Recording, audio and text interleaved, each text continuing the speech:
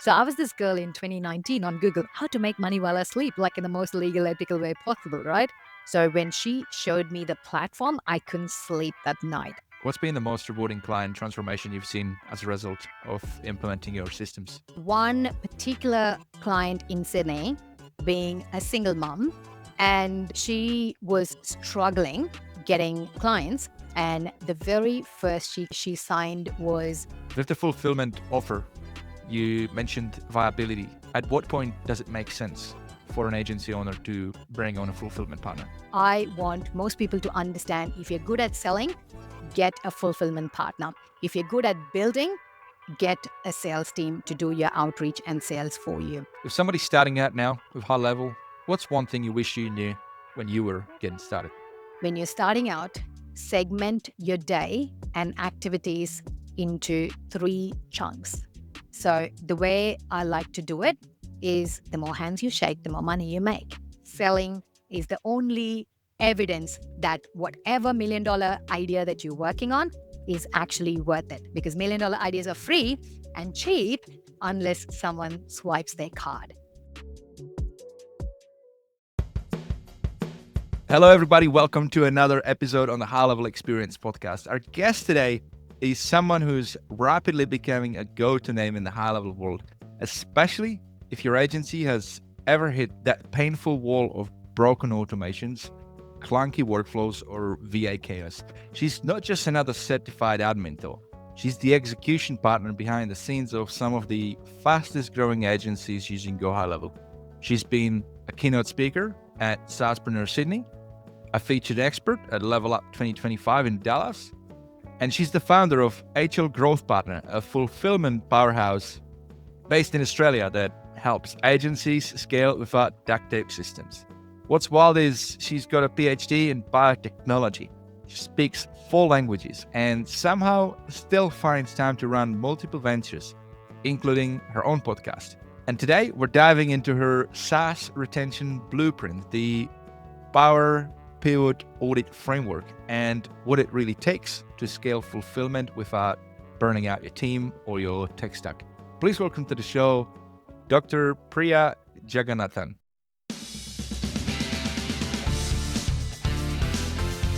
Hey Vit, thank you so much for having me today. I am super grateful and super pumped to be here. I'm so glad to have you. It's been a long time coming. We've been talking about it for a while and finally made the time. So I'm very happy to have you. Priya, you've gone from academia to AI, and now you're building systems for scaling agencies around the world. What was your, oh crap, this is it moment when you realized Go High Level was your zone of genius? Go High Level technically came into my life on 26th of April 2024. I remember it so vividly when I started my free trial after my friend Hati, who was in Sydney, introduced me to the platform. So she was definitely living under the rocks. I used to be in ClickFunnels world back in 2019, a self-taught marketer, and I was duct taping 10 different platforms to run a social media marketing agency. So I was doing business mentoring with Done For You Marketing. So when she showed me the platform, I couldn't sleep that night. I immediately went and signed up High Level. And because I was already offering social media marketing, Social Planner is the very first feature that I brought 5 of my current clients in. So which means, technically I started getting paid for High Level while I was on free trial. So my pain point of using multiple subscriptions was solved. So that was my entry into High Level. I had my website on Wix. I had my Calendly, which, I didn't want to pay. So I had one calendar for everything. So pretty much all my pain points got checked one by one with this one platform. So I was like, sign me up. So I didn't even know this 97 plan existed. I went straight to 297 when I signed up. And so it's been a great journey. And as I've really niched down into this space, as you had a perfect introduction, I have been an academician and people know me as university lecturer. And after moving to Australia, I worked in a call center. I worked in universities. So people know me for different things. And I had a YouTube channel about Australian immigration. So people think I'm a migration agent. It was very hard for me to position my brand to be known for one thing. And you would Hmm. understand the importance of that. People have to associate your name with one thing, it becomes an easy sell. So, because my brand was so scattered across different industries, I think niching down into the high level world was one of the wisest, smartest decision I did. And even now, every day, I strive to associate my name, personal brand, and my business brand with one thing that is high level. If people think about high level in Australia or global, I want them to associate it with me. So that's kind of where it started and where it's heading. So you've got an agency. You also do work for other agencies. You had a very, did you say 2024 when you've discovered high level? That's right. Wow. What you've been able to accomplish in that period of time. I've been with high level since 2021. So kudos to you. You've already made it like on stage and speaking as a keynote. So very, very impressive. You've got a PhD experience in biotech and education, but you pivoted hard into the SaaS space.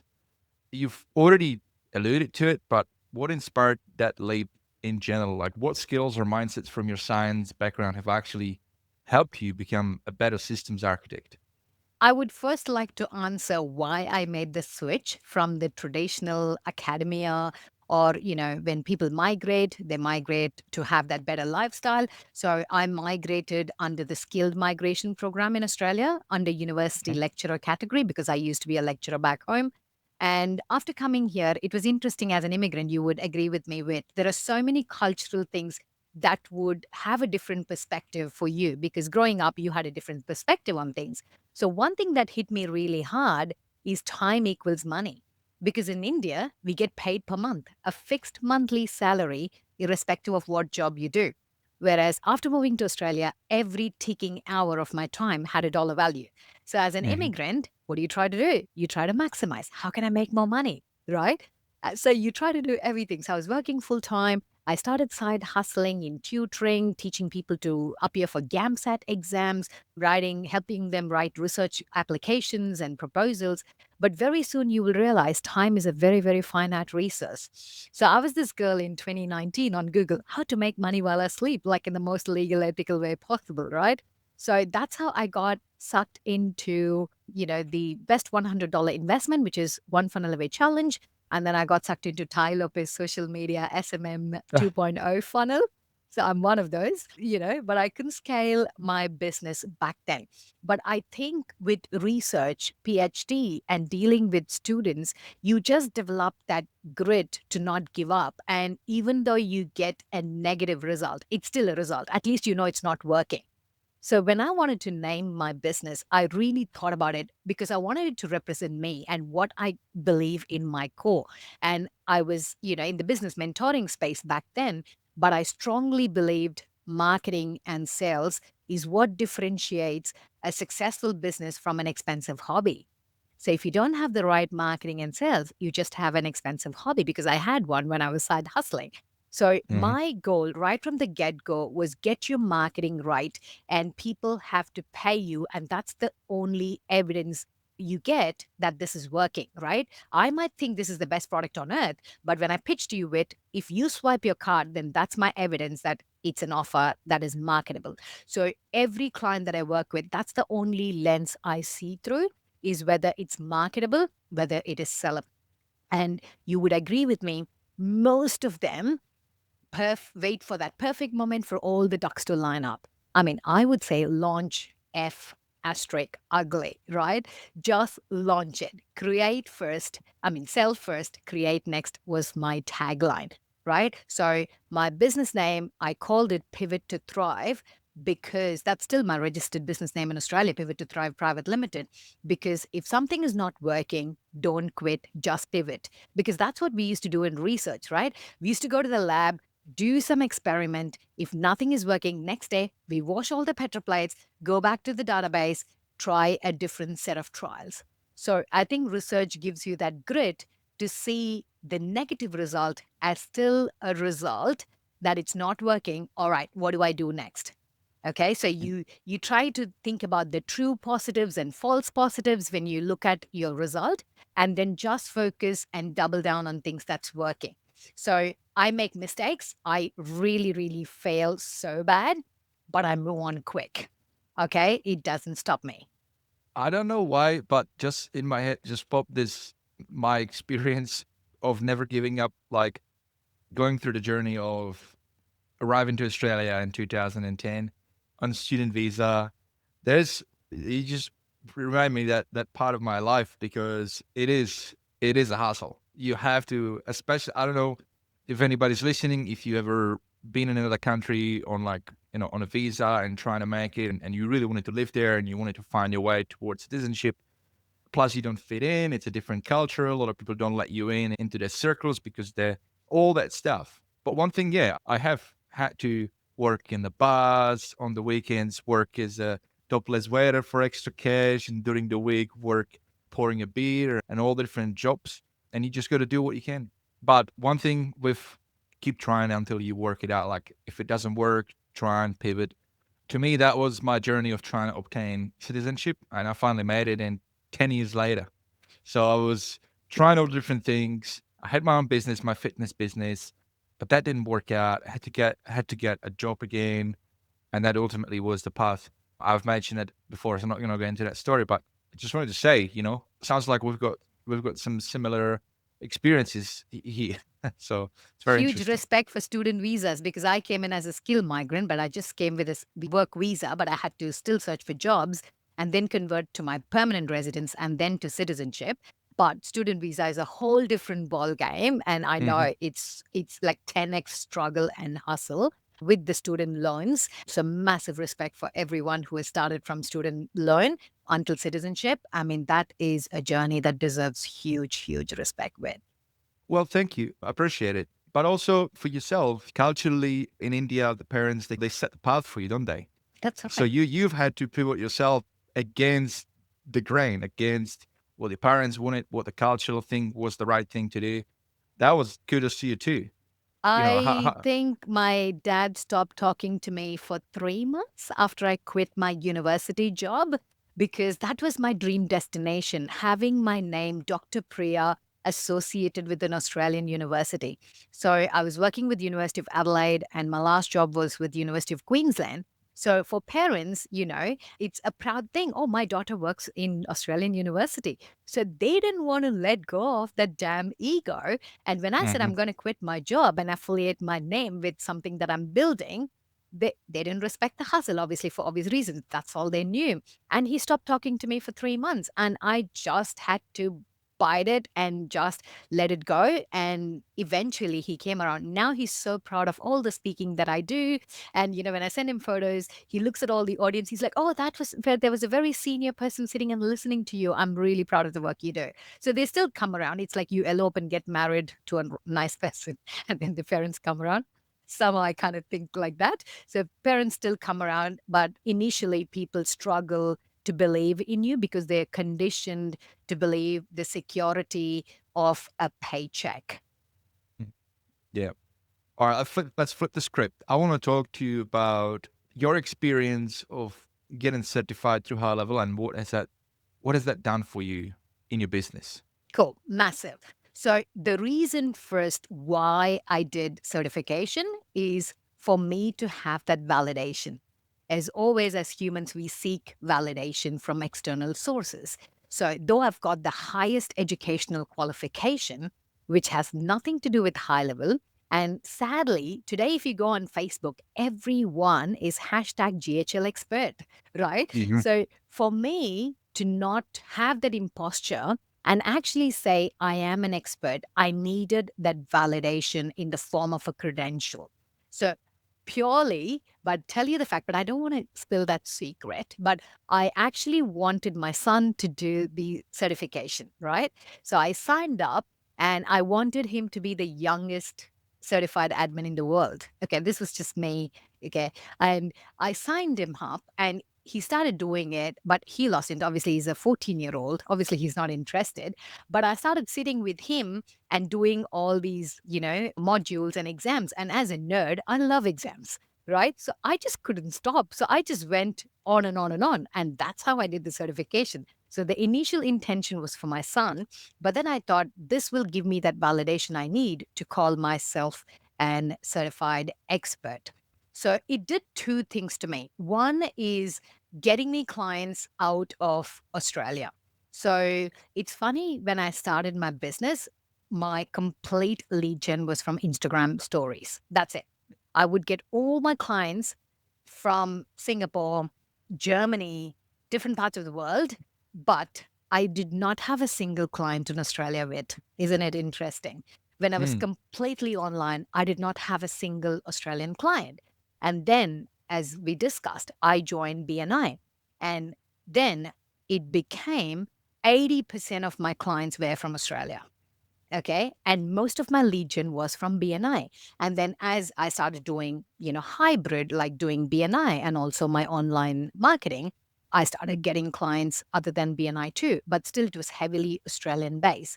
But being in the certification directory gave me an opportunity to get leads randomly from different parts of the world. And I started signing clients because it was never my focus. So I always believe Australia is a very underserved market. People Hmm. always go to the US for US dollars and think there's an abundance, but most Australians are being, underserved. And I wanted to serve that market. That's why if you see my branding and everything, I want to position myself as a certified admin in Australia, Australian high level fulfillment partner. It's not like I'm saying no to the global, but that's where I want to have my base. So, certification directory help me to get leads from different parts of the world. And also, there's only a handful of people. So that actually provides high level itself and other providers that you're serious. It's only $97 a month to be on the directory, right?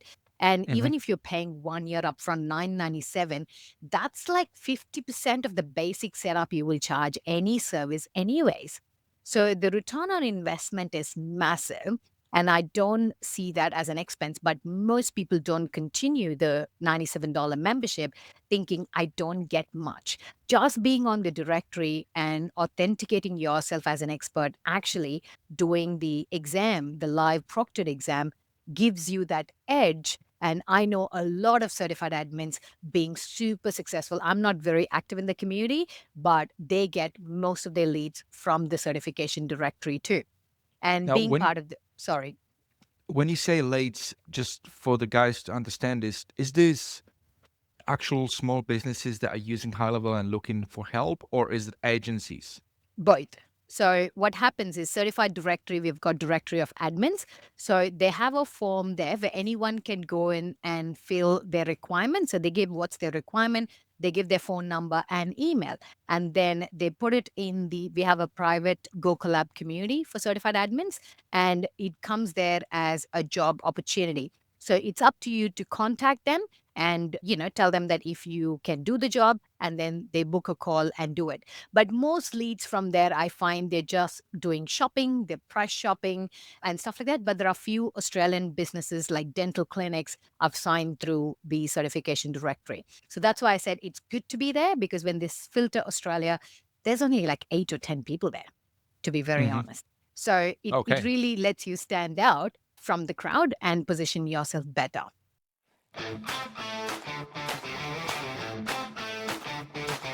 You may not realize this, but for the last 2 years, I've had a secret weapon that has made running my business inside of high level so much easier. You see, there is so much that high level can do, which is amazing, but it's a lot of work to stay up to date with it. And even more so if my customers are asking me questions about it. And this is why I'm excited to announce that our show is officially part of the HLPT Creator Network. This is high-level Pro Tools, an organization that I've been using to run support for my customers, as well as give me a ton of awesome epic add-ons that make running, launching, and differentiating my SaaS inside of high level so much easier. And now that they're an official sponsor of the show, they've done something pretty bloody awesome. If you go to hlpt.com/experience, you can get one of their incredible tools absolutely for free. No purchase necessary, just for being a listener on the show. So head over to hlpt.com/experience, grab that free tool, and I promise you this is going to improve the conversion rates on your page. Check out all the other stuff that they offer and tell them that Vit sent you. You know what's wild? There's a smarter way to grow your agency and help more local businesses without adding more stress. That's what HighLevel does. It's your all-in-one sales, marketing, automation, and AI system. No more duct taping tools together or paying for 20 different subscriptions that barely talk to each other. I've been using it for 5 years with my own white-level version, Stand Out from the Pack, helping Aussie businesses like Dimitri, a Canberra electrician, who now runs his jobs, quotes, calls, and follow-ups with our built-in AI employee. If you're an agency, HighLevel lets you do exactly that. Support your clients in new ways while building stable, recurring revenue every month. And if you're a local business, partner up with somebody who knows your market and your industry. If you're in Tasmania, my mate Jared from Boulder Digital, for example, has you covered. If you're in Canberra, that's my turf. Check out standoutfromthepack.com.au and we'll get you sorted. The point is, there's probably a high-level agency or SaaSpreneur near you. We're seasoned marketers, tech-savvy super nerds who love helping local businesses grow. We're global, we're connected, we're high-levelers. Now, I've got something really special for you guys. I've negotiated an exclusive 30-day high-level trial that's double the usual just for you. Sign up your agency through gohighlevel.com/Vit or upgrade your existing plan, and I'll hook you up with over $3,200 worth of bonuses, resources, templates, and snapshots I normally give to my private clients only. So whether you're scaling an agency or leveling up your business, start with the right system. gohighlevel.com/Vit or team up with your local SaaSpreneur and let's make business simple again. One platform, one login, no duct tape, just results. Okay, well there you go, guys. If you've been looking for a strategy how to generate leads, if you are not a fan of doing outreach, cold calling, or spinning up your whole marketing, and you're like more like super nerdy and you just want to like get that status and get leads, I mean that's a good pathway. Exactly. And we have a priority support for certified admins. So if you raise a ticket to the support team, certification admin support is a private channel. It gets escalated to L2 really fast. And that's a Slack channel, isn't it? No, the community itself. Oh, okay. So that's an Excellent. extra. You pay for the priority support. That's separate. But certification admins, we just have a private channel inside Go Collab community. And if you just go in and say, hey, I've raised this ticket, can you escalate it? They do it for the certification community. So you can, okay, great. You get a little extra. Correct. Nice. Very good. So it's a very nice little community Alicia and Michael, they've built. So this year at Dallas, we had a separate drinks catch-up, like affiliates. They had a separate catch-up for certified admins for us to go and network. And I think in the certification admin community as well, there are a few of us who kind of like to, give work to each other. If I can't serve that particular market, I know who else can do that better. So you can actually delegate it if you make that good trusted connections in that network too. Very good. Now, Priya, being a keynote speaker for Level Up last year and the SaaSpreneur back in Sydney last year also, have you done public speaking prior to that at that scale? No, that was my first $1 billion stage. That's what I say to people. I've been on stages speaking to, huge crowds, 200, 300, 500 easy. But for a targeted audience in that particular niche, and it was a surprise. Like I did not apply to speak. I've never applied to HighLevel to speak all the time. I was invited. So the very first, it came as a Facebook DM on Messenger from somebody who did not even have a profile picture. Okay. We are going to do this event in Sydney. We see that you're doing great work in Australia. We would love to speak. I was like, yeah, right. That's a scam. And I ignored, right? I saw the message. I ignored. The person knew that I ignored because it was from a random profile and sent his official HighLevel calendar link to book a call. Then I booked the call and I was like, oh my God, you're actually real. And then I was like, okay. And then we started speaking. What can I speak about? And I definitely want to share this because everybody talks about being super successful. And, and I think my way of marketing is this is what you get online and offline. You know me because I've seen offline as well, right? I try to be very authentic. But most people, they have a different persona on stage and off stage. And I've got this love-hate relationship with social media.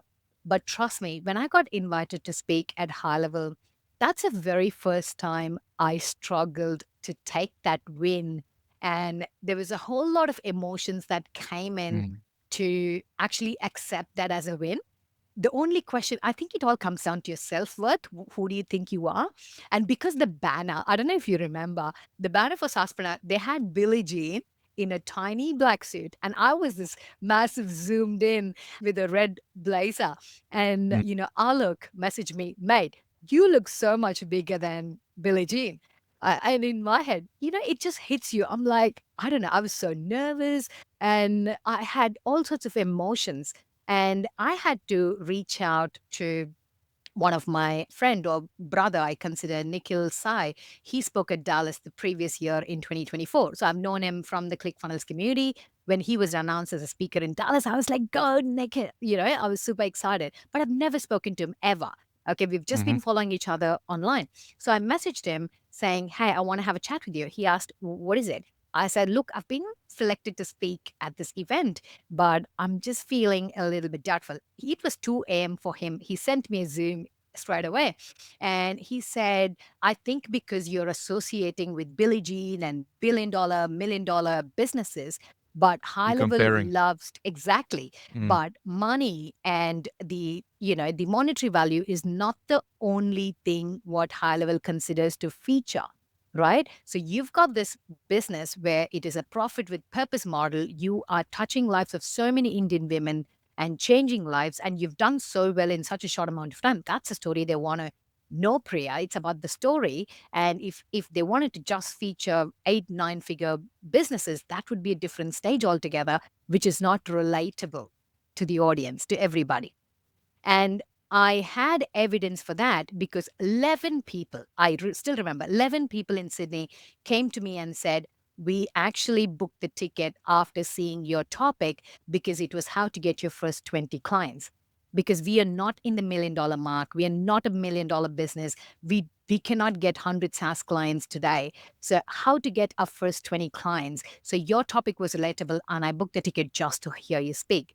So, that was an evidence that how much you tend to underestimate the skills that you have and just think that you're too small, whereas you are ahead of so many people that want to be you, you know? I So that agree because for most people who've already made it, they are at that 1,000 diamond. For a lot of people who are in the high level space, they're not there. They've got a couple of accounts, they're trying to make it, and they're overcoming all sorts of different barriers and limiting factors for why that's not happening. What do you see being the one that's like very common? Is it like a fear of success or not comfortable with reaching out, doing sales? What do you find? I think what I find is people go behind the flashy stuff. I want AI. I want AI to do this. I want AI to do that. Have you sold a single sub account for social planner? Have you sold a single sub account for reputation management? Have you sold a single funnel? Like, get to the basics. That's the basic thing I think people miss is the ability to sell, is the Mhm. ability to actually convince a client this is a beast. Like, I spoke to cybersecurity firm in Brisbane and they signed up to HubSpot, and in half hour he signed up. He moved 3 of his businesses into high level. It was a no-brainer. He said even having this custom signature option for every staff member, he was paying PandaDoc to do that. So that is one subscription off in 10 minutes of signing up, right? So you having the ability to articulate to the client that this one tool is going to actually replace a lot of manual tasks that you're doing currently, and it's going to enhance the productivity and outcome. That is it. And people can't do the basics. They go and chase the next flashy thing, whatever comes up, but they forget that they should know to sell. And that's what I focused on. And I would be the least technical certified admin or the least technical builder. I wouldn't, if I go into the builder and do stuff, my team will be so pissed because I'm going to mess something up. Right. So I just focus on selling. And that's why right from day one, I had a team to implement because that is the mindset you need as an entrepreneur. You cannot be the one building and doing everything. So this is another scarcity mindset I see people having is I can just learn and do it. How many hours are you going to learn to do it? Right? For 5 months, Wit, I felt like I was selling a half-baked cookie because I did not know how it was done. I knew the Mm, features. I knew it can do fancy calendars and automations and QR codes and stuff, but I didn't know the how. So I'll tell the team, hey, this is what I want. I'll give them a flow chart and they'll build it, but I didn't know the how. But I was very honest with my clients. If they ask a question, I'll be like, I'm going to check with my team and come back. I did not fake it till I make it, but I hired team to do the job and I focused on what I was good at, which was selling. But most people do not understand that they have to just focus on their skill set. Some people, they're lovely builders, they cannot sell. So they have to hire someone to sell for them so they can just focus on what they love. But people just try and do everything, even though they understand that's not their skill set. mm. I've got so many questions. On the sales side, you said keep it simple. Don't go after the complex stuff, the fancy stuff. Keep it simple. So out of the box features are often, not really being pitched, is what you're saying here. There are things that are really great out of the box: social planner, reputation management, omnichannel inbox. But as you start to list them, you talk to certain people, like some business owners. If you start to talk about these features, you start to see their eyes glaze over. So how do you find that sweet spot? How do you pitch it to business, or how do you decide what to leave out and what to say? So Because if you clearly asking them what's like their pain points. That's it. I'll right, ask them lead the call. I don't tell them what I want to sell. I'll ask them, what is your pain point? So, but for example, yesterday I signed a asset finance guy, right? So his clear pain point was using multiple tools for scheduling, running ads, but there was nothing in the back end to follow up. He was paying MailChimp to send out newsletters. He was using a form in his website that didn't have an automation set up. So I told him, I'm not going to do anything fancy here. I'm just going to replace that form on your contact us page with a high level form. And once they click, we'll have some trigger links there. Whatever loans they choose, depending on that, they will get a targeted email and you will get a notification so you can pick up the phone and call because asset finance is quick, right? And then whatever you're using, multiple tools to schedule your social media, I'm going to put it into my tool. He's got a VA and your VA can actually send it to you for approval so you don't have to use Notion to do it. That's done. Second pain brilliant. point. Number 3, MailChimp. Use MailChimp for newsletters. We can set up amazing templates. We can target business owners that have signed up just for car loans. We can sign up someone just tradies. So you can have specific marketing message or campaigns that goes out to segments of your database. Signed up. Easy. So can we do a little role play, like an example of that Let's sales do call it. for the guys listening? Yes, let's do it. Some how does that work in your business? People find you, they book a call. That's right. Okay, you jump on a Zoom call. What do Yes. you say? Hello. Lovely to meet you, Ed. How are you today? I'm very good, Priya. Hello, nice to meet you. Cool. Thank you so much for booking the call. How can I help you today? Go straight. I Start. Yeah. Look, I'm not sure. I was looking at your website. I run a plumbing business here in Dubbo, and yeah, I was just curious to see what you can do for me.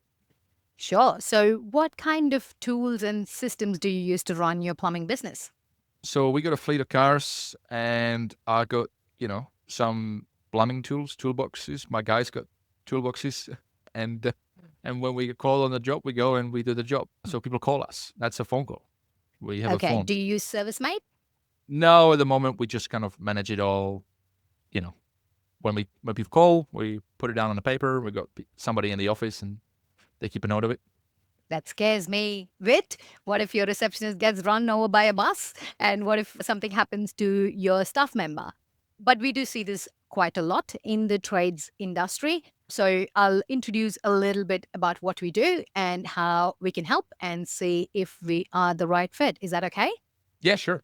Amazing. So, as you know, my name is Priya and I run multiple businesses predominantly on a CRM called HighLevel. I don't try to, hide that it's not the platform because it's $1 billion company that's backed by a lot of technology and staff.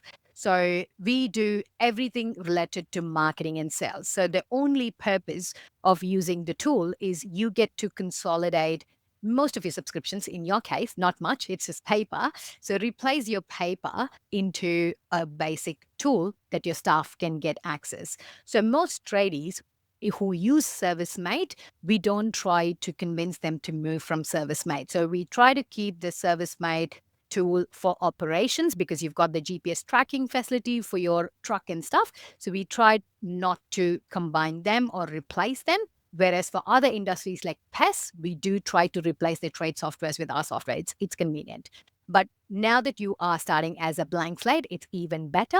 So we can get your jobs booking through multiple calendars. All you guys can get on the calendar. So when the job gets booked, you get notified, your team gets notified, so they know exactly what time the booking is on. The clients will get a reminder straight away. We can do an SMS for clients. Once the job is done, then automatically we can send Google reviews. And, AI can respond to your reviews. And that will compound with time for your SEO if you want to rank for plumbers in double. So we can program the AI to use those keywords for you to rank high in double region. And there's so much more. We can automatically post those reviews onto socials. And then, so your social media calendar is active.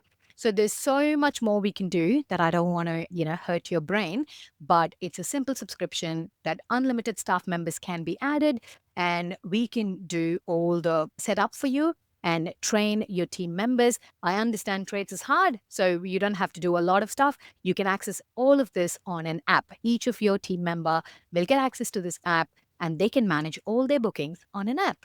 How does that sound? Sounds scary. We don't use any of it, and it's our business is working at the moment. So my concern is this would be another thing that we need to implement. I'm not sure. Yeah, I guess the thing I want you to think about is how are you planning to scale with papers and how are you planning to retarget your existing clients? What is the lifetime value of a client? Okay, somebody called you for a toilet leak, but what if they want to, do another job? So today we live in an age where there's so much information, right? There's so much information available. So you need to be on top of things. So Google tells you need to have 21 touch points before someone can tap their card and buy. So especially your niche, people are going to go to Google Maps and search for plumbers near me. So you need to be the one to have speed to lead. So we've got this amazing feature called Miss Call Text Back because none of the tradies attend phone calls, right? So you're on the job, you're on tools all day, every day. So if you're not going to pick up your phone, what do? I go to Google Maps and choose the next plumber. So what do we do is a simple automation. So if someone calls your number, you're on tools, your team is on tools, they can't answer the phone, immediately there's a text that goes, hey, sorry, we missed your call. How can I help? And then they text back saying, hey, I've got a leak in my kitchen. What do you do? So immediately, because you've got the text happening, that lead is not missed. Why would you not, have that opportunity to miss that particular lead? So after this call, I can send you a calculator that'll help you calculate what's the value of one client and how many calls you miss every week and how much money you're leaving on the table with. Look, all I care about is doing better than Jimmy Bob down the road. So if this helps me, be a bigger business than him, then I'm in. Definitely. I think for you, if we just focus on getting more Google reviews and have AI respond to it and get more keywords in your Google AI responses, I think you're going to smash gem. We've got so many tools to help you do that. Can you make sure you don't call him? Okay, we can definitely have an exclusive agreement for a price. Okay, great. How was that? Awesome. Yeah, that was great. Yeah, you were overcoming objections. You were clearly explaining. There was a point where you were talking about a couple of different features at once, but then you came back and made it relevant and empathetic, so that like you were already getting ahead. Look, I'm not gonna tell you more because your brain would break, or can't remember how you said it, but Yeah. yeah. So I think it was great. I think it was a great example of how, if somebody's listening, how they could take a snippet out of this, turn it into their little sales script and get started with that. It's a good example. I don't think Now, people tend to listen, like active listening. That's the key, right? Tell exactly the words. I mean, I even have a podcast on this, how you actively listen and use the exact terminology, because the vocabulary you use in sales calls really matters. So I'm with a note and pen writing down the exact words they say. That's why I told you the same words, plumbers in Tabor. So it's the same words. So you're psychologically, you're forced to believe that she's actually listening and she can actually solve my problem. mhm. I would also say like trade is like a male-dominated industry. There's ego, there's competitiveness. I would definitely play on that. Like, what's like the moment, like, what is that change in the tone and the energy when you hit the spot? What is it that's going to really tip them over? Like, it could be like, hey, who's your competitor? And like tapping into that, and maybe that might be that angle. Yeah, I don't trades is a hard sell, I would say. From my BNI experience, I mean, they're like, oh, they just laugh at me when I pitch about missed call text back, because Americans make a shit ton of money with missed call text back. And in Australia, people laugh at me saying, Priya, I'm not answering that call because, I don't want that lead, or I'm already busy. I'm just doing enough. Australia is a different market.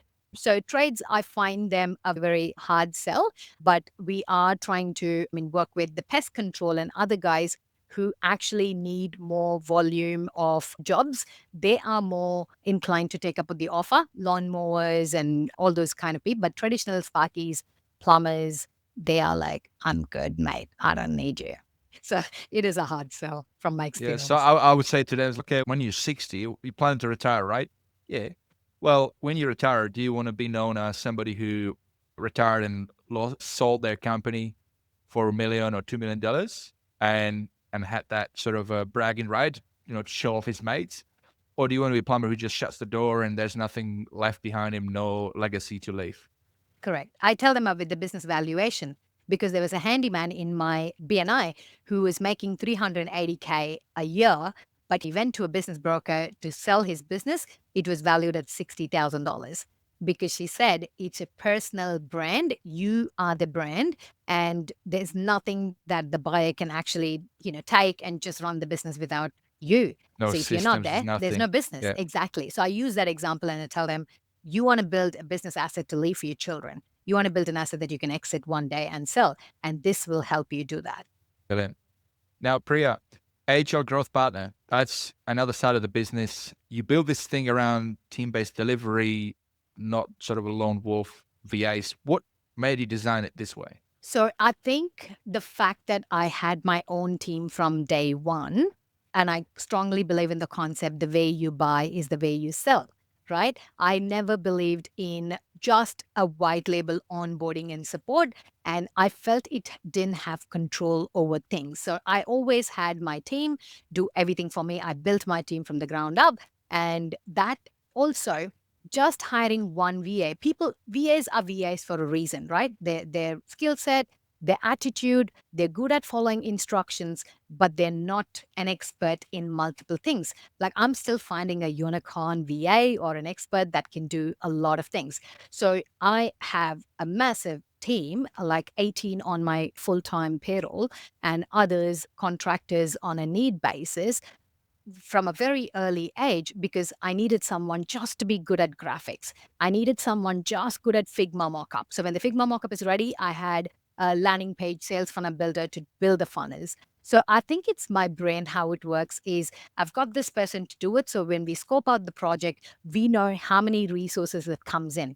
And my brain cannot work out the number of hours, because wait, I can do a snapshot in 4 days. You would smash it in 4 hours, right? Mm, So how do we price the hourly rate when we are building a team and each one's expertise is different, right? that's So tricky. it's very tricky. It comes down to, oh my God, they're charging that much. You always have to race to the bottom pricing model, which I didn't want to do it. So I was always doing this for just my clients, my agency clients, my sub account clients. I think the reason I was able to scale faster is having the team for support. Anything, just send an email and we will fix it for you. Whatever we build, if it breaks or if there's anything to be tweaked, You don't pay anything. We support you for a lifetime. So that's what was my USP. I believe everyone thinks when they walk into a high level event, everybody is a competitor for everyone. I would say no. Like people, you and I, Wit, can do the same thing. But some people want to do business with you, right? Because they like, know, and trust you. And some people can align with my energy and style and they want to do business with me. So you're Mhm. not me. And that's what makes me unique. So no one is a competitor for anyone just because we all have access to this platform. For God's sake, people, have an abundance mindset. Right? We have enough jobs for everybody to go through. So don't lose integrity. Don't poach for clients. Don't do the wrong thing. Right? But if your marketing material lands in another high level person's inbox, which means you've done the job right. You have targeted the ideal client. So you're not trying to poach, but you're just being mindful about the target. So I definitely feel I wanted to start this new brand other than my Pivot to Thrive, because my Pivot to Thrive, I don't know if you understand the Indian word masala. Masala means everything put together. All the spices put together gives you a flavor, right? Okay, it's kind of like an Eintopf in Germany. Yeah, whatever that is. I don't know the German word. But masala is all the spices blend together, gives you that aroma, gives you that flavor. But when one spice overpowers the other, then it doesn't give you the nice aromatic flavor. So Pivot Mm. to Thrive started becoming that brand with not a balanced spice mix. Right. So it was everything. Oh, you do high level? Yes. You do AI? Yes. Can I sign up for an affiliate? Yes. So for SEO, and from November last year, people started finding me on ChatGPT because every sales call I'd be like, where did you find me? So I was intrigued. How is ChatGPT recommending me? So I wanted to double down on that. So when I started to work out, because SEO, I'm not patient for SEO. But when I looked at the AI search engine, I definitely felt that my brand was everywhere. I could not separate them. So I had to start this. So I launched this brand for Black Friday. Anything related to high level was a separate brand, and anything related to AI and automation is separate. So for the high level community, people who already need that help, it's an easy sell. But if I'm going to talk about high level in my general BNI, Chamber of Commerce, and other networking events, they're not going to understand. So I'm just going to pitch that as an AI tool that can pick up the phone for you, that can book appointments for you. They don't have to understand high level and go into that rabbit hole. So I clearly needed that separation of offers mainly for SEO purpose, and also to be clear that this particular brand is serving high level clients in Australia, because Australia is underserved. Like I said, there's literally not many doing this for the Australian market. And that's who I wanted to tap. So that's why I started this whole new brand. Just anything and everything related to high level onboarding support, tech support. It'll be under HL Growth Partner. My parent brand, Pivot to Thrive, will be an AI and automation agency, again built on high level, but without mentioning high level, for the commoners to understand the products that we offer. So that's my SaaS, and this is my implementation business. Okay, brilliant. Now, the power of pivot. Can we talk about it? How Sure. does it actually help agencies stop the tech bleeding and regain clarity? So, like I said, I'm an academician. I love frameworks, right? So, I love when in my business mentoring days, like I said, I found the main goal is to improve their marketing and sales. So, when I put it into an acronym called POWER, so P is product and pricing. You need to have the right product with the right pricing. O, your online and offline presence. It has to reflect who you are, what you do, and clearly articulate it. W is how do you have a warm lead generation sequence? What are the strategies to warm them up even before they get on a sales call?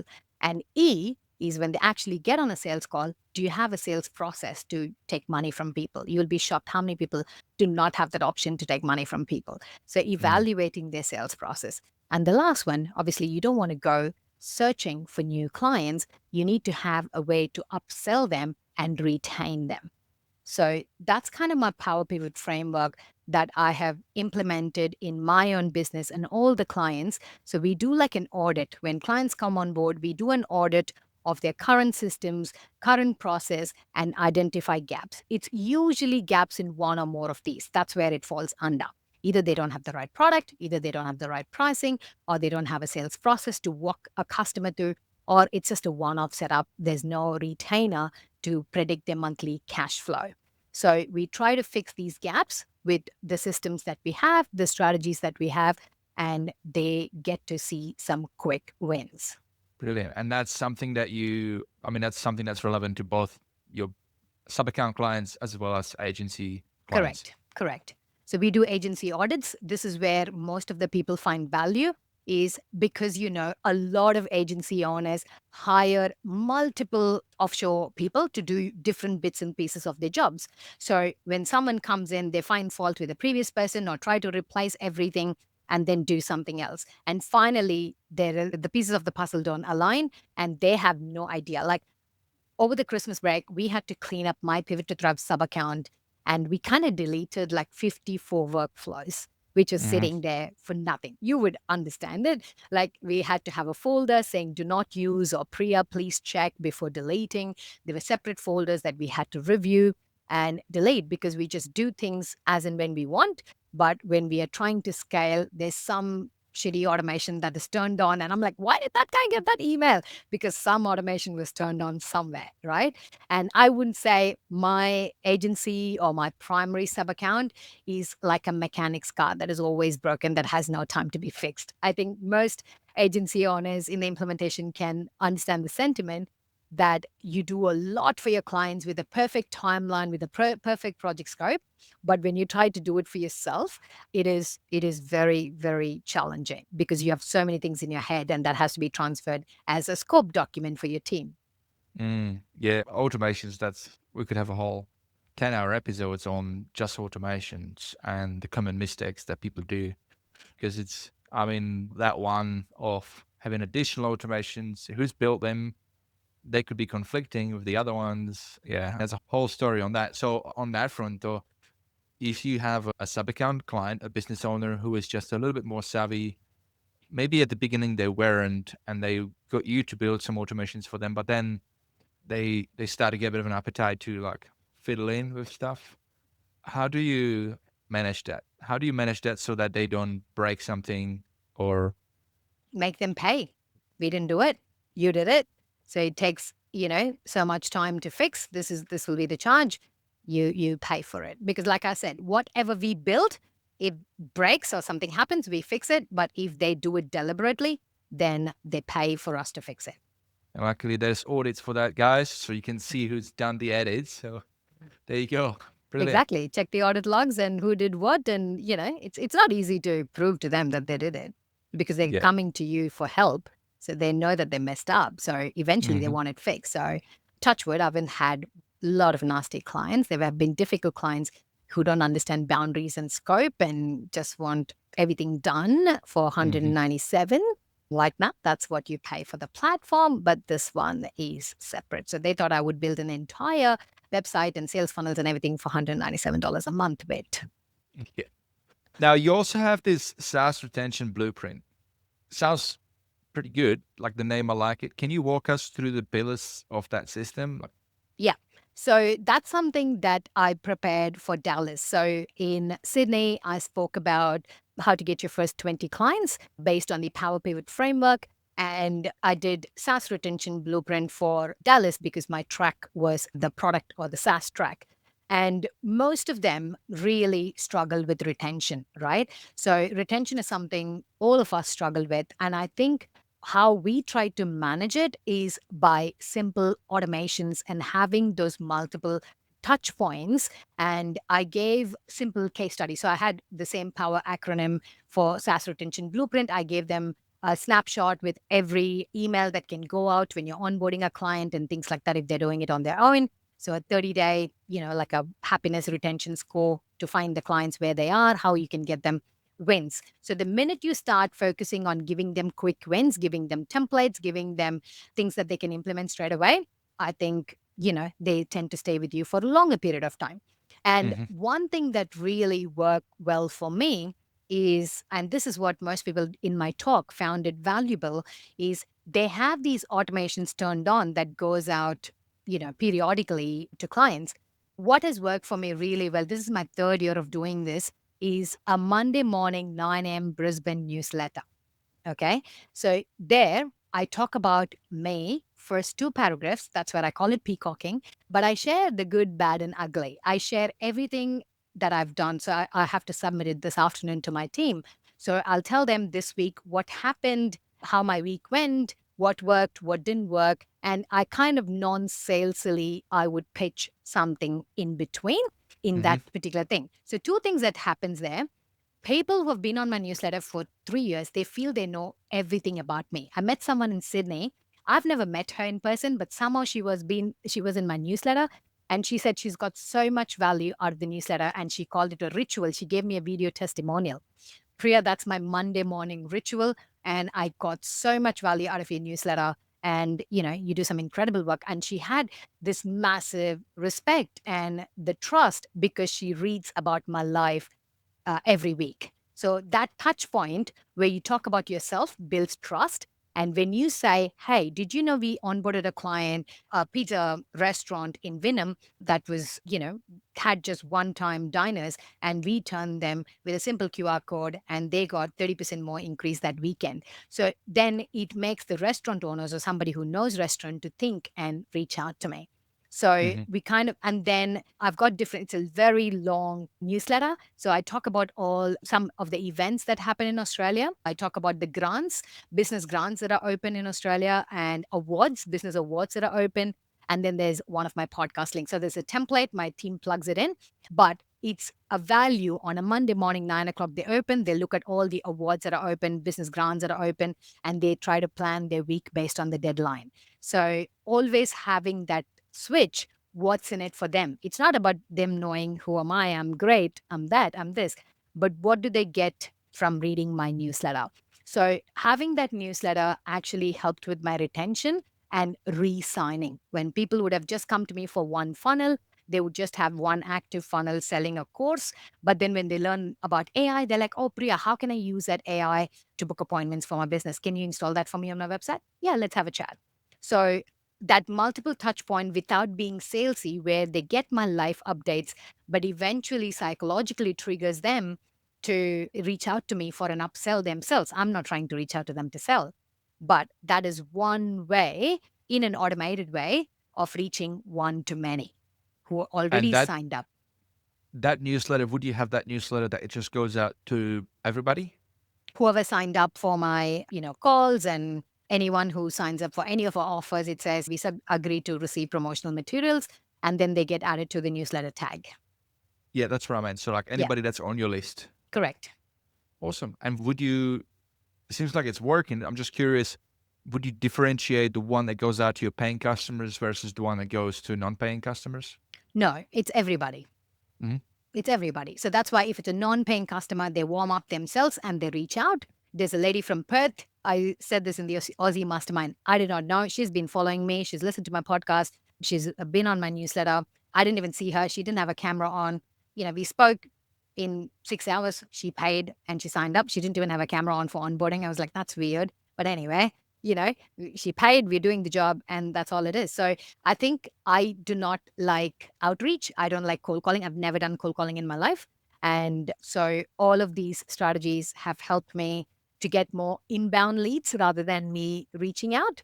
And Yes. that's worked really well because of the consistency. I suck in discipline, like we discussed. I don't go to the gym, but there are certain things in business that I've done consistently well, which on top of my list is my newsletter. That's very close to my heart. Brilliant. I love it. And like you said, you by sharing and by being a timely and keeping it fresh every week, you're building that relationship with people and you're building trust. And trust is the number one factor determining whether somebody's going to move from awareness to consideration to decision. So as far as inbound strategy goes, I think it makes a lot of sense. Exactly. Pri- Priya, what's been the most rewarding client transformation you've seen as a result of implementing your systems? There are a lot of things, but one particular client in Sydney, being a single mom, and she was struggling getting clients. So I actually priced it very, very affordable for her to come on board. I don't do stuff for free these days because people don't value it. So I gave it for a very good pricing, one membership offer that she had to sign. And she started getting clients. And then I told her, look, you have been an OBM and launching a membership or a course is not going to be that financially viable because these days people don't have time to do courses. I don't believe in courses. I sign up a lot, but I don't finish them. So I actually helped her change her personal branding for a done for you kind of OBM. And the very first she signed was a $3,500 retainer for 1 year. She called me crying. You don't know what this means for my family. This whatever you did has saved my life. Like, to be very, very honest. And now I ejected her out as an agency, and she signs up clients under her agency, and she's doing it herself. I said, I want you to reach a point where we can be a fulfillment partner. So, I just plug it in, plant that thought that it's not viable for her to scale that way. But when she's ready mentally, she's financially ready. But when she's mentally ready, we've got these affordable packages that we can be your onboarding support partner and we can do this for you. So I think having that option to change someone's life from sitting and crying in a car and having that sales call with me to the same emotion, but happy tears on how her life had changed with a $3,500 retainer for 12 months, which means she can breathe that's the money that's going to come into her account for the next 12 months, which is massive for someone who is struggling for $300. That's impressive.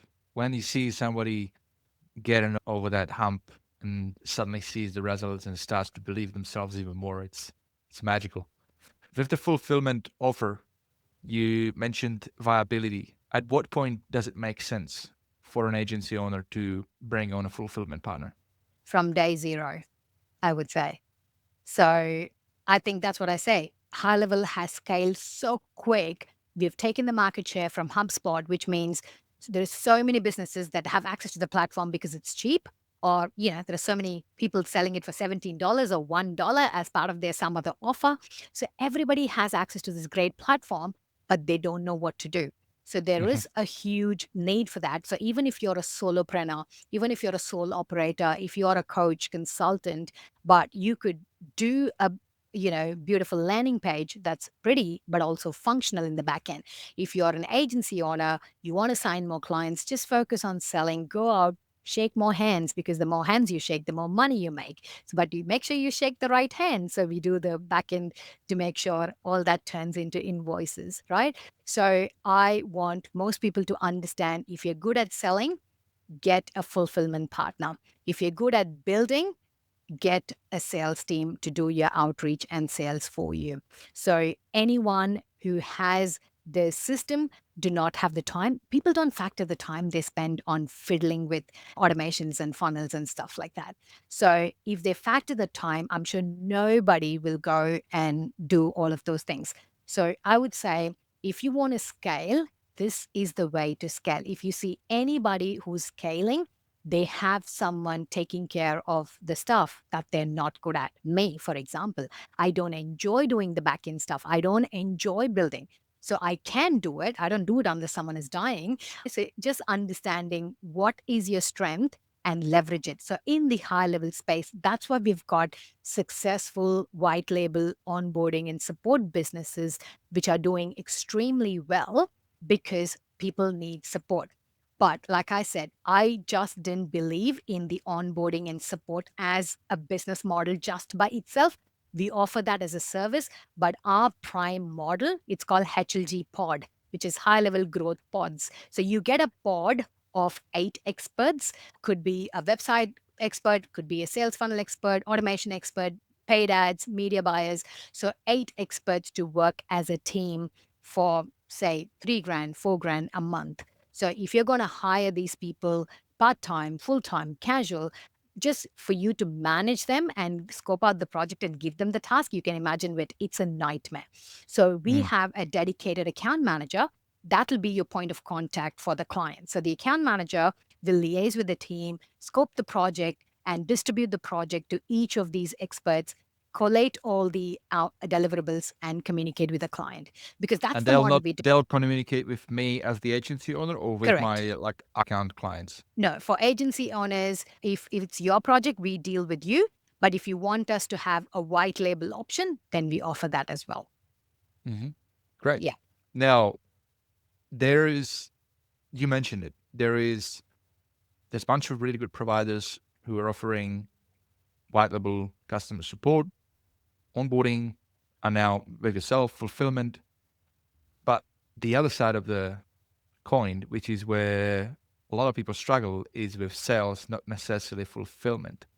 So, and you mentioned it yourself, if you're good with fulfillment, if you're good with the tech stuff, hire somebody to do the sales for you. Do you handle that too? And if not, what would you recommend? How does somebody approach that aspect? Like, how do they hire their sales team? Okay, so we don't do that just yet because I don't like to sell half-baked cookies anymore. So I want to really get at being the fulfillment partner. So that's what we want to focus on. So now I'm trialing DM appointment setters and, sales people for my own business. And I go to these private Facebooks where they're mentored by someone with a sales certification and they've got a portfolio, because I need to give them access to my personal Facebook and LinkedIn for them to represent me. So Mm-hmm. there is a huge risk. So I've got this vetting process, and after months, I've finalized one person to do that for me in terms of DM appointment setting on LinkedIn. So in the B2B market. So I'll let you know how I go. But for now, I've seen a lot of people. Our dear friend Jared, he believes in cold calling and he's extremely good at it. I'm Yes, like, it's Jared, very good. I know he's very good at it. And I'm like, Jared, I cannot for the life of me do cold calling. So this week's Aussie Mastermind, we had a very good conversation about speed to lead. And that made me think maybe I have to do targeted outreach to my local businesses here in South Brisbane. So I think it's up depending on what they want to achieve, they can do it. But most things, having an offshore team, I think the biggest thing that I want to share here is the cultural difference. Like if you and I were not in Australia with, we would not understand real estate inspection. We would not understand so many terminologies like conveyancing lawyers and others that are very specific to the Australian, industries and lingos. So when you're working with an offshore team or when you're hiring someone to do the sales and fulfillment, it's like Chat GPT. They're only as good as the information you provide. They're only as good as your scope document. Okay. So Mm. if you can tell us clearly where do you want the first touch point to be? What is the customer journey that looks like? Then we can do the whole strategy. If not, we're just going to assume, okay, this will be perfect. We'll just do this, right?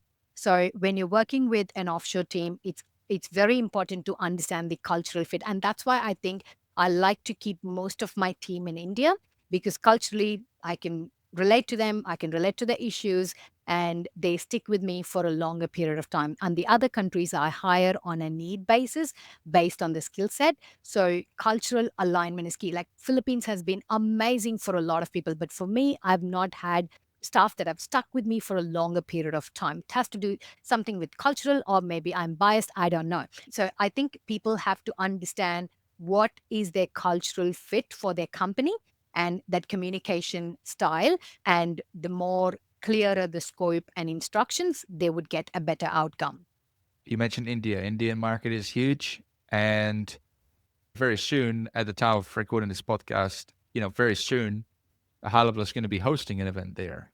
I'm intrigued because India is I'm a tough intrigued market, too. Vit. India is a Yes. tough market. I tried, my staff member joined BNI in India, but not in the high level seat, obviously in the VA agency seat. I wanted more staff member, right?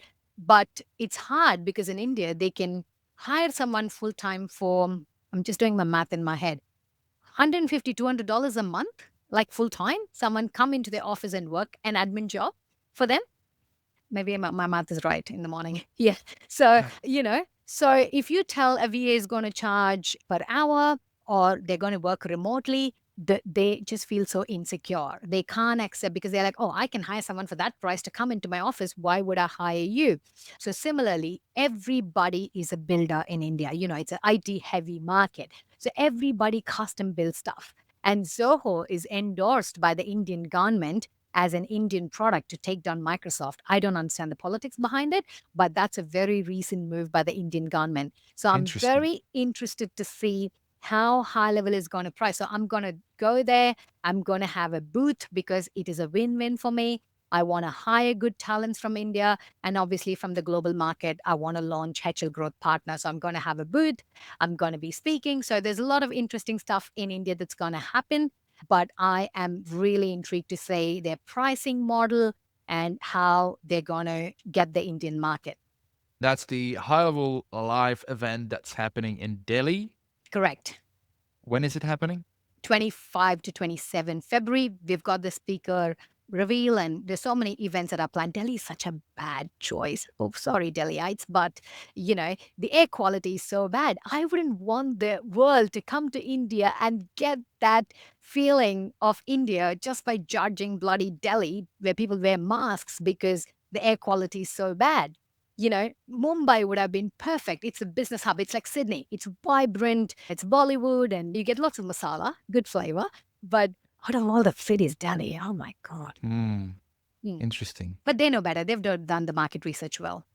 So, guys, if you're listening, if you're looking for talent, if you're looking to grow your team, Indian, workforce can be very affordable and a good option.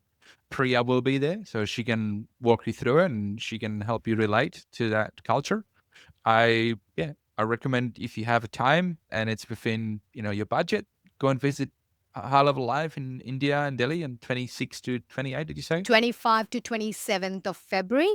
And the pricing, the tickets are dirt cheap. It's 347 US. And Yeah, nowhere it's in the world they ridiculous. priced it that way. But even then, there are so many complaints because in India, it's just a mindset issue when they see a dollar sign that they immediately your brain goes into converting it to Indian rupees. And that is a lot of money for people to think. But I want Mm, most people to think if they come in there and sign a client for, $300 or $3,000, it'll be worth it. And that's how you program to believe that it is an investment. With you and I spent money to go to the other side of the world in US, but yeah, it's that's our crazy responsibility. expensive. Exactly. And it's our responsibility to make that investment turn into a return on investment. Hmm. Nobody is going to serve us on a platter. Oh, wait, you came all the way from Australia, mate. Take my money. I'm going to use you. No, you put in the effort, and I know how organized you were with your podcast and doing everything. And Nick Papp is amazing at this, right? He's also very organized in getting the content, so he makes sure he gets a return on investment. And you had Tanner and so many great people on your podcast just from that one event, right? So you made sure your brutal travel of 20 plus hours was worth it, and all the money comes back into either an income directly or your podcast reach or whatever. So it's people's responsibility to turn every investment into a return on investment. It's up to them to change it. Nobody will come and serve it to you on a platter. 100%. But when you do start to get your clients and need help with fulfillment, you could be the solution. Now, we've skipped past it, but I wanted to ask you about the offer. We've talked about it briefly before the show. Did you want to pitch it?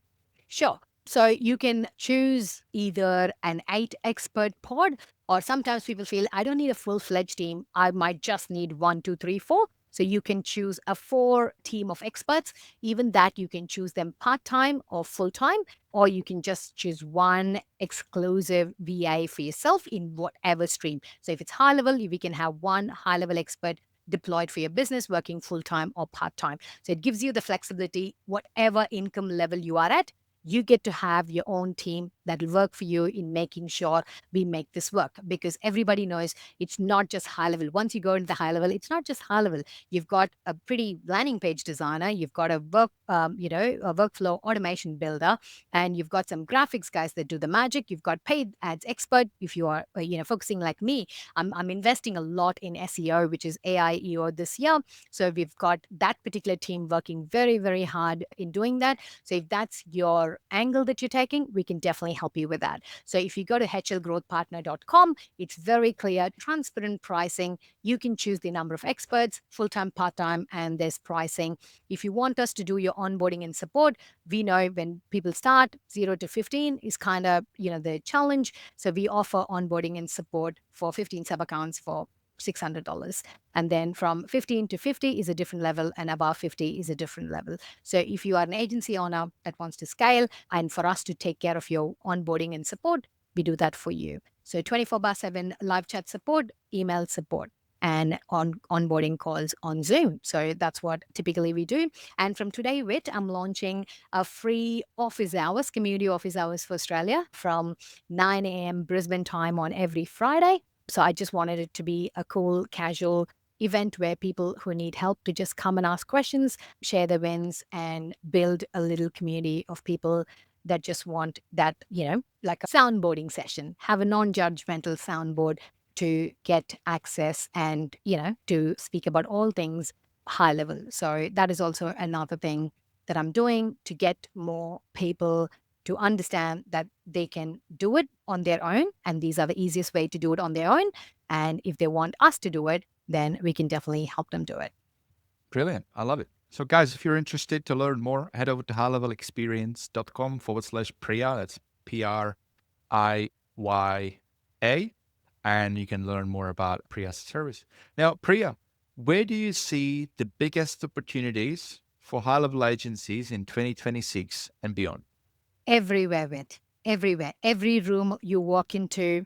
I remember when I walked into networking events back in early 2025, even early 2025, people were like, go what? Go high what? They didn't know. But mid 2025, something shifted. Every room I walk into, at least 3 people are using high level, right? So the market is changing so quickly. So people who have done white label back in 2021, 2022, they're good.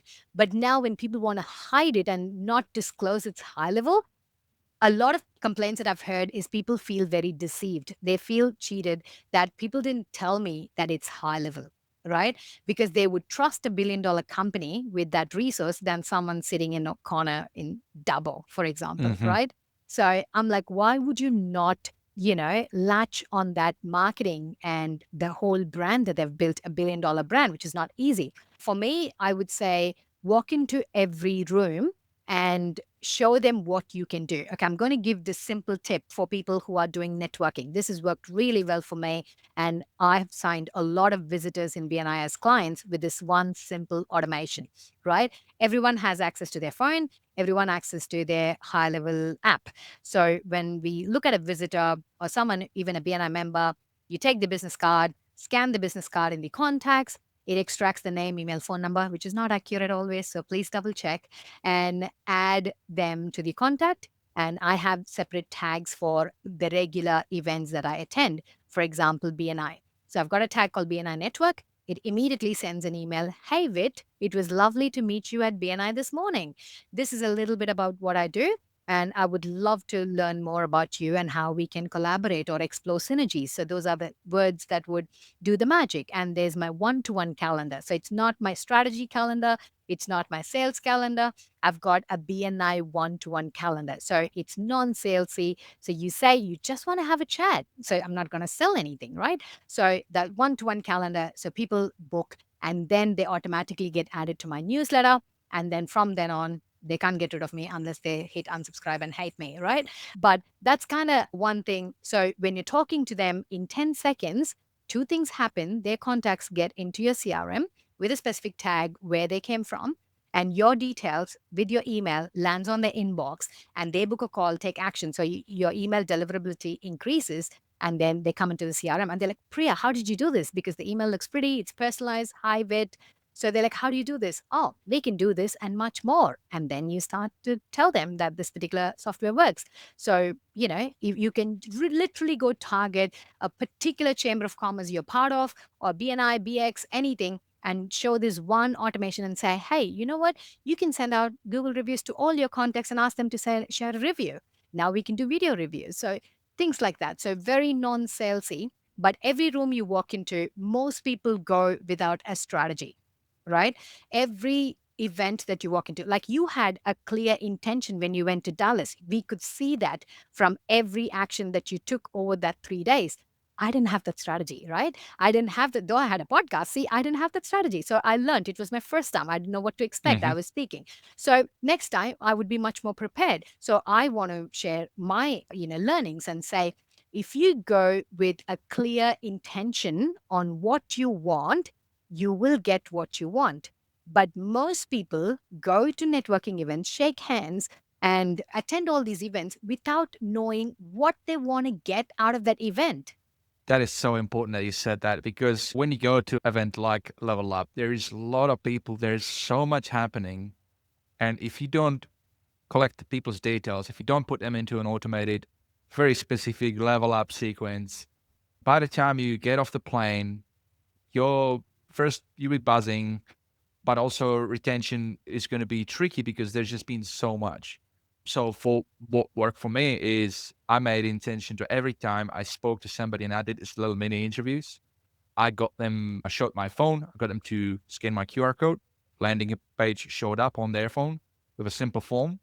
They had a couple of options to check, and they could check more than one, but it was relevant to that meeting at Level Up. And I think I had option one, I'm interested to be interviewed on the podcast. Option two, interested to collaborate on a project. Option three, interested to, I can't remember what it was. I don't know, something else I had there. But for each one of these options, and again, they could check multiple, but I had a workflow set up so they'd be follow up based on each of the options. But it was also written so that that initial email they would get would be like, hey, got your details. Don't worry about, me flogging your email. You're going to get a ton of stuff from all the other vendors. I'll touch base in 2 weeks' time. And that's what had happened. And then 2 weeks' time, they got one follow up on one of the things they checked. And then the week later. So, yeah, you have to have it, because if you don't have anything like that, imagine you get off the plane, you might have 30, 40 business cards. First of all, it's hard to remember who you spoke by at that point.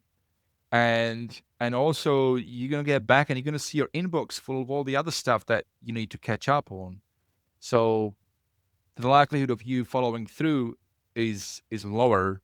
Whereas for me, I got off the plane and I just got straight into my day to day. I didn't even do anything with all the people that I've met because there was already in my automations, and they were following those people up, and then they were reaching out, and that's how I was able to book 15 guests and that did 15 interviews before end of the year. So it works. Yeah, you're 100% right. Priya, if somebody's starting out now with high level, what's one thing you wish you knew when you were getting started? There are so many things. I would definitely say know your strength, delegate the rest. Delegation is key. Know your hourly worth. In the other side of the world, we know we don't factor time, a dollar value for our time spent, but always be mindful about the time you spend in fiddling and learning. I mean, there's so much to learn every day with AI changing so fast, but will that get you a client today? So when you're starting out, segment your day and activities into 3 chunks. So the way I like to do it is today, am I doing something to get in front of new people? So, like I said, the more hands you shake, the more money you make. So, are you shaking the right hand? So, the first thing is getting in front of new people. And number two is I always think about delivering to people who have already paid us. Are we delivering? Are we on time? And number three, how can we add value to our existing clients and past clients? How can I get that non-salesy touch points? So Mm-hmm. if you can segment your activity to say, all right, today, this podcast checked my first box. I'm going to get in front of Vit's audience. Probably they've never heard my name. They don't know me. So that box is ticked. And after this, when I have my team meeting, I'll check that box where are we on track for our client deliverables. And number three is I'll prepare my newsletter, I'll prepare my events, I'm going to go for this coaching call. All of that will check that box where you bring your current clients, past clients, prospects into a non-salesy sales cycle for them to come back to you and upsell and stay with you and retain for a lifetime. So even like networking events, if you have a clear strategy for every activity that you do on a daily basis, if you can check these three boxes, then you're good. I promise you, if you do that very well, 90 days is a sweet spot for you to try and implement everything. So when I did my agency framework talk in Sydney, this is what I told them. I channel my act because for me, working in the multicultural community is huge. Wit. I want to empower multicultural women. I want to empower Indian women. So I spend a lot of time. I volunteer a lot. I spend a lot of time where I don't factor the dollar value because I channel my activity into three buckets: income, impact, and influence, right? So direct income generating activity are sales conversations that I have where I will get straight to the sales conversation. How can I help you? This is who I can help. And this is how much it's going to charge.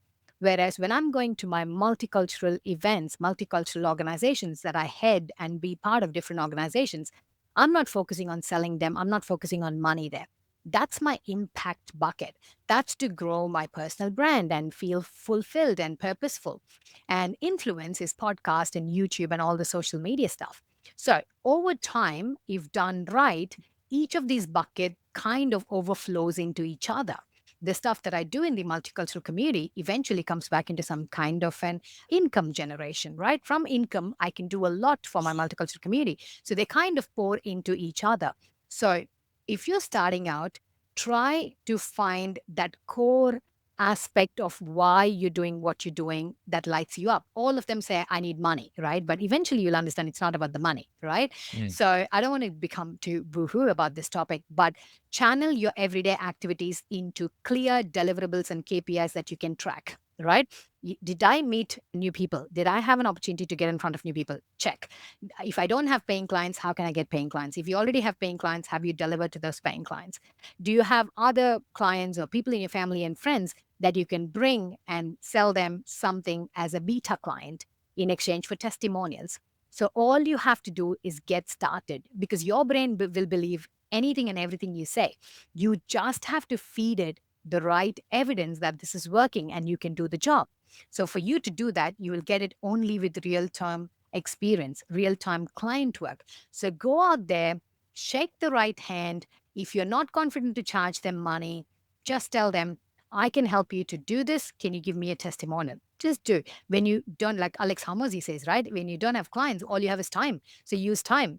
And if you are in a stage where you don't want to trade time for money, that's when you delegate and make sure that your time is worth it. So someone starting out, go out there, meet people, shake the right hand, sign clients.